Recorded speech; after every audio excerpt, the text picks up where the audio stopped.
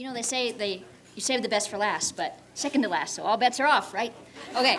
I messed this up. So 3 is the number of the day. Why? Because I'm going to wear 3 hats today. I'm just going to give you 3 mini papers, 3 minutes-ish, unless I get off track. I teach at CU Boulder, and in that capacity, I want to talk about a project about sandals. I'm on the staff at the Denver Museum of Nature and Science, so I want to talk about a Mogollon Great Kiva that we excavated in May, and I also work at Aztec Ruins National Monument and National Park and do research there, so I want to talk about the Great Kiva there. I'm also an Uber driver, but that didn't fit. In keeping with the theme of 3 and the spirit of the political season and the climate that we are in, I would like to structure this paper as a politician would. I'm going to ask all of you to do work that I didn't do, because I'm bad at it. I'm going to talk about and take credit for an excellent project of which I was only nominally in charge, and I'm going to throw some shade at an eminent archaeologist with likely insufficient evidence.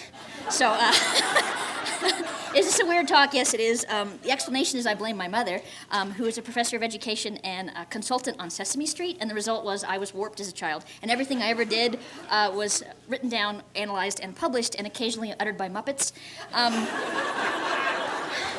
So you know that song, One of These Kids is Doing Their Own Thing?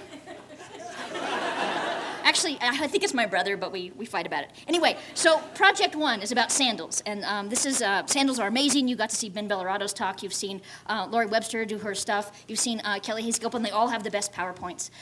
Well, there's a project that's sort of in the offing at CU because we have an amazing sandal collection at the CU Museum of Natural History collected by Earl Morris from all over the country. And CU offers money to people who do outreach projects. So we happen to have lots of anthro majors at CU. We have lots of sandals. We have lots of classics majors. We have the Boulder Barefoot Running Club, which has thousands of members, and we have the Boulder Handweavers Guild, which is the largest in the country. So I thought, I was listening to Taylor Swift too much one night, and I said, let's do this. Let's put them all together. And so what we're going to do is do some research on sandals with these students. And so we're going to get materials. Students are going to study ancient sandals. They're going to try to recreate them with the help of scholars who are going to talk about them and native artists who have constructed them. And then not only they're going to make them and learn about them, they're going to describe their labor involved and the investment that went into it. And then they're going to strap them on and run up and down the Flatirons and see how they work. So the idea is that you get research about how long things last, what labor is involved, and the like.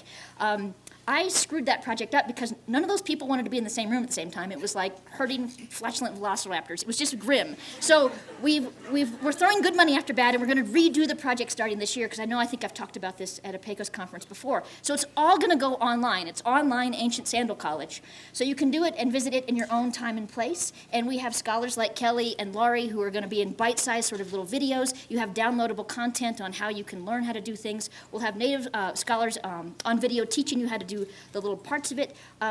There's an app that you can download to talk about what terrain you're walking on, what your weight is. You can say you're carrying a backpack, that's fine.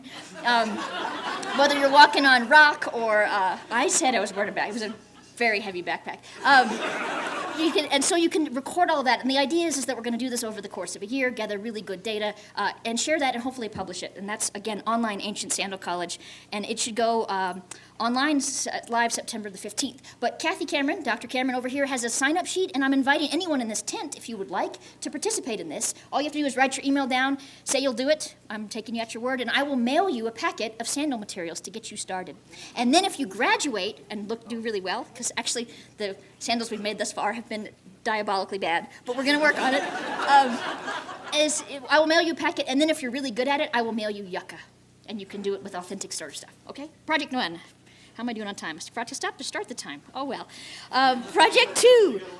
Okay, Kiva. This is a credit for a project which is not really mine. The Denver Museum of Nature and Science this May worked down in the Reserve Area Archaeological Project, and this was part of a larger sort of substantial survey project that they've been doing. But they identified in the course of it a great Kiva that was under threat. It has a tree, it gathers water, cows hung out. It was very grim. And it's also right by the Forest Service Road. So what they did is decided to go down and work on this project in May, and some of the excavators are in this tent. But this Kiva is really unusual. It's super high at 7,300 feet with no clear habitation nearby and almost no surface artifacts. It's 13 by 16 meter footprint with a 5 by 7 foot room attached to it. So in May, we sort of girded our loins and went out to try to answer this. There were mountain lions. There weren't mountain lions. There were bears. That's what it was. I just put my noise-canceling headphones on at night and thought, if I die, I don't want to know it. So the question was, what time period was this from? Because there was almost no surface pottery. Was it early reserve phase from about AD 1000 to 1100, or later Tula Rosa phase from about 1100 to 1275? And we wanted to establish the nature of the community and what it was associated with. And so we did a little excavation. We did tons of I'm claiming credit. See, political. I did nothing. Smart people did tons of geophysics around here, and we thought it was an important project because no great Kiva has been excavated in the area since 1954. We also had a crew of about 20 people, 5 of whom were from Zuni cultural advisors, and we spent 16 days excavating them. So mostly we did sort of a non-continuous trench across the middle. Let me see if I can do this. I'm a visual learner. Everybody, with your right hand, make an L. You got it?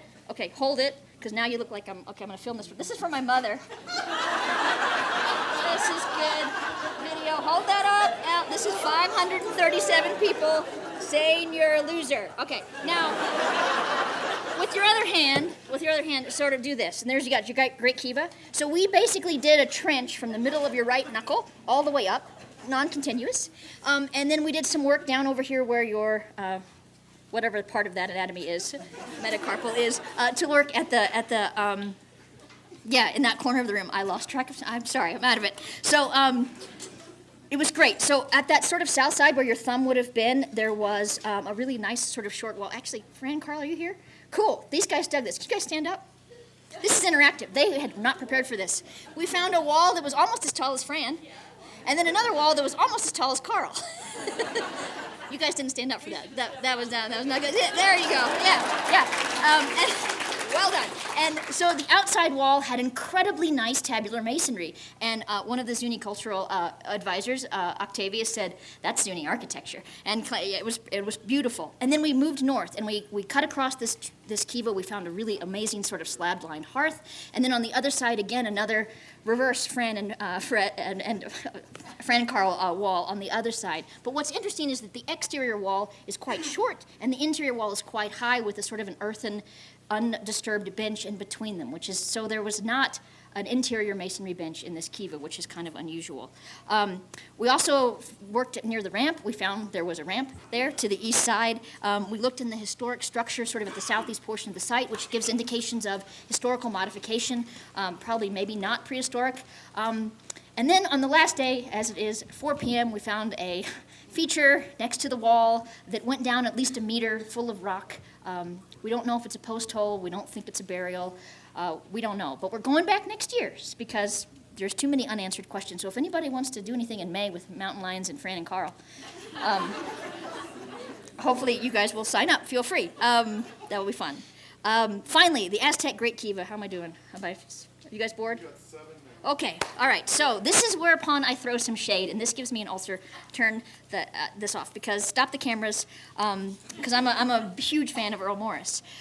In early of 2002, I sat rapt at attention in the Great Kiva at Aztec Ruins, listening to Florence Lister. Do you guys know Florence Lister? Yes, we have to say it in a whisper as an homage. Florence is amazing, and she was talking about the reconstructed Great Kiva at Aztec and about its excavator, Earl Morris, who in 1921 excavated this extraordinary building, and in 1934 reconstructed the Kiva. And this is an incredible place. Who's, out of curiosity, who's been? Everybody? Or heard of it or seen it? What's wrong with this section? So, and you guys, okay, all right, just checking. It has been criticized a little bit in the past by some archaeologists for being too tall and for not being maybe as authentic. But Florence, who had Earl Morris to tea at some point and knew him, told her directly that during the reconstruction he had not done anything for which he did not have direct evidence. And she published this in the book as well. And I was sitting there in 2000, and I know this is double hearsay, but I was sitting there and I was saying, like, all right, this went from Earl Morris to Florence Lister to Erin. I'm in, I'm on board. And I have been I've drunk the Kool-Aid. I have been saying this for the last 16 years, or I don't know how old I am anymore, but a long time, that I was sold that this was in sort of an authentic reconstruction, case closed, and the like. In this last couple weeks, I've been digging into the archives a little bit at CU Museum of Natural History, the American Museum of Natural History, at the Park Service, and looking at this correspondence related to this reconstruction, and things weren't really sort of adding up. So here comes the shade. And I think the evidence is circumstantial, so I'm a little hesitant to present it in this form, but I kind of think there's enough to call the question that we need to maybe look further. And that is that there are some issues with the Great Kiva at Aztec ruins, but there are some issues that I think that are really interesting.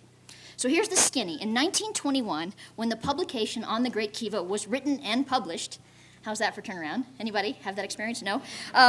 Morris corresponded with his boss, Clark Whistler, at the American Museum of Natural History. Morris was busy. He was working in Central America. He was financially strapped, and he was not inclined to do any writing. Anyone in this room been in that situation? Whistler had to threaten him, and Morris had dug the Kiva rapidly, and his notes were really quite poor, though he took a number of photographs. He wrote up the 9,000-word report and sent it to Whistler in April of 1921. In May, he went to Chaco and visited Judd, who was digging at Bonito. On May 24th, he returned to Aztec and immediately wrote Whistler the next day, "It will be necessary," this is a quote, "it will be necessary for me to alter the latter part of the paper on the Great Kiva. I found the corresponding structure in Bonito and learned of the presence of several more in the Chaco group." Whistler denied his request. It was too late. A week after the publication went out, Kidder wrote to Morris and said it was a corking piece of work, Earl, very solid. Morris didn't write back, which was unusual. Okay, yes, circumstantial. Give me a minute. I got some more. A map of the floor of the features of the Great Kiva is also in the archives. It's crossed out with a big X. The map does not correspond with the 33 features described in the 1921 manuscript. There are more. There are more than 2 times as many. And BT Dubs, Morris never spoke about the artifacts at the Aztec Great Kiva. They include 6 intact black and white Chaco bowls, hundreds of olivella shells and turquoise beads, I'm sure, no doubt, associated with corn. Anyway, sorry. This is bad. I'm sorry. Sphere. Bad. Okay. All right. I can't believe I said that. All right. Another things. And then in 1921, Morris, me, not you. Morris also wrote to Whistler, "There is likely an additional stone circle in addition to the surrounding rooms around the Great Kiva. It may have been a tri-wall structure." Ooh. Yeah. I even wrote "whoa" in my paper, like wait for the whoa. Okay, so fast forward. In 1933, there was a Great Kiva race, and you might know about this. Chaco versus Aztec. Who would rebuild the Great Kiva first? The conventional story is that Aztec received a grant of about $17,000 for the WPA to do this under the condition that Morris would personally oversee the work. And sometime in the fall of 33 or the spring of 34, and the work would be complete and authentic and the like. That's the story. But behind the scenes, and I am here to tell you, my brothers and sisters, that is what I've read, but in the archives tell a different story. Amen. I've always wanted to say that at 10. I'm sorry. Okay, so in the summer of 1933, the race was on. So too was the Great Depression. Oscar Tatman, who had been Morris's right-hand man on one excavation, who was an archaeologist and poultry farmer, wrote to Morris. He said, "The town is poor. Could we make arrangements in order to put the lodge, his lodge, the town, the ruins, and the masons in general before the eyes of the whole country?" Morris wrote back and said, "Sure, write a petition and we'll do it." So they did. Oscar Tatman, the poultry farmer and the head mason in Aztec, was responsible possibly for that grant. The park hired 60 to 70 men with the Works Project Administration, but Morris was nowhere to be found. In the fall of 1933, he was having his own troubles. Sarah, his second daughter, had just been born, and Anne, his wife, was ill. So Morris was not there, and the work began without him. By November of 1933, when work should have started, Morris writes to Nussbaum, then at Mesa Verde, he would be glad to soon take charge, but he was not sure about most of the details of the Kiva interior, and he had much, the word he used, trepidation.